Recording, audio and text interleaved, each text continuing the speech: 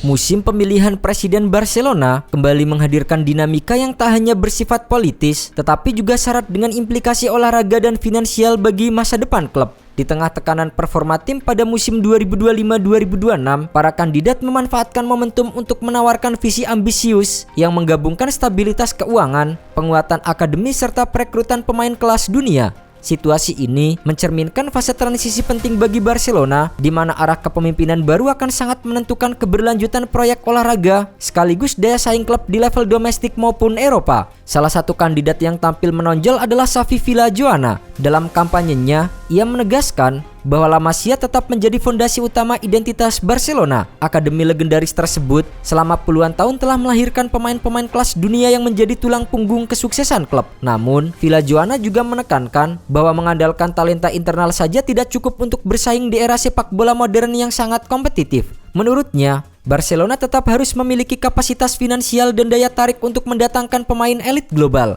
Pernyataan itu diperkuat dengan unggahan visual yang menampilkan Harry Kane mengenakan seragam Barcelona sebagai sebuah simbol ambisi untuk kembali agresif di pasar transfer. Nama Harry Kane sendiri saat ini masih menjadi bagian penting dari Bayern Munchen dan dilaporkan tengah mempertimbangkan perpanjangan kontrak di Jerman. Meski demikian, spekulasi yang mengaitkan dengan Barcelona terus muncul karena kebutuhan Blaugrana akan penyerang berpengalaman yang mampu menjamin produktivitas gol. Harry Kane dinilai memiliki karakter kepemimpinan, konsistensi mencetak gol, dan pengalaman di level tertinggi, kualitas yang dianggap krusial bagi tim yang sedang membangun ulang daya saingnya. Namun, realisasi transfer semacam itu bergantung sepenuhnya pada kemampuan klub mengakhiri ketidakstabilan finansial dan kembali ke regulasi rasio 1:1 yang memungkinkan belanja pemain sesuai dengan pendapatan. Janji transfer besar tidak hanya datang dari Villajoana. Kandidat lain seperti Victor Font menyampaikan bahwa jika manajemen dijalankan secara profesional dan efisien, Barcelona bisa saja memboyong pemain sekelas Erling Haaland atau Julian Alvarez.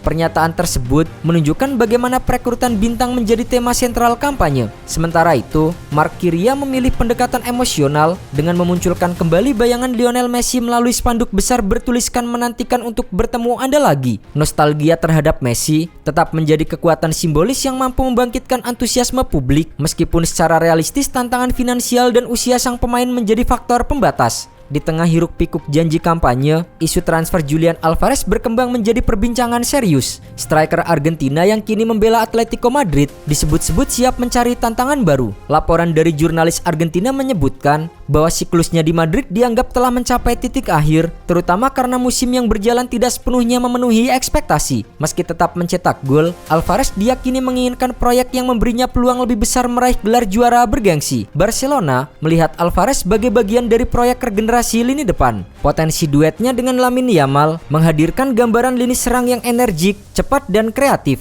Yamal telah berkembang menjadi simbol generasi baru Barcelona, produk pembinaan internal yang mampu bersaing di level tertinggi sejak usia muda. Kombinasi pengalaman internasional Alvarez dengan keberanian dan kreativitas Yamal diyakini dapat menciptakan keseimbangan antara masa kini dan masa depan. Namun, rencana tersebut diperkirakan baru akan benar-benar konkret setelah Piala Dunia 2026 dengan catatan manajemen baru mampu menyediakan ruang finansial yang memadai. Semua rencana transfer itu tetap berada dalam bayang-bayang kondisi keuangan klub. Barcelona dalam beberapa musim terakhir menjalani proses restrukturisasi utang, negosiasi ulang kontrak pemain, serta optimalisasi pendapatan komersial. Stabilitas finansial menjadi isu utama dalam kampanye pemilihan presiden. Tanpa fondasi ekonomi yang kuat, janji mendatangkan pemain top hanya akan menjadi retorika politik. Oleh karena itu, arah kebijakan presiden terpilih nantinya akan sangat menentukan seberapa realistis ambisi transfer tersebut.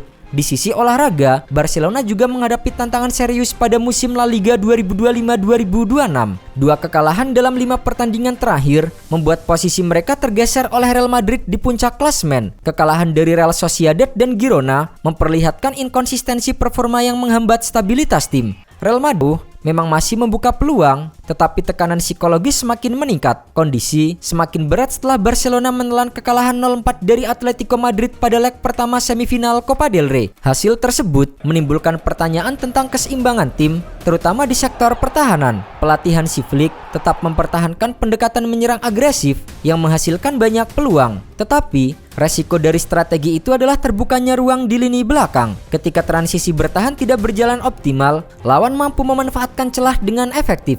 Mantan kiper tim nasional Spanyol Santiago Canizares menilai situasi ini belum dapat dikategorikan sebagai krisis. Menurutnya, Barcelona masih menunjukkan kapasitas menyerang yang kuat dan terus menciptakan peluang dalam setiap pertandingan. Ia berpendapat bahwa masalah utamanya terletak pada efektivitas penyelesaian akhir dan konsistensi bertahan, bukan pada kualitas permainan secara keseluruhan.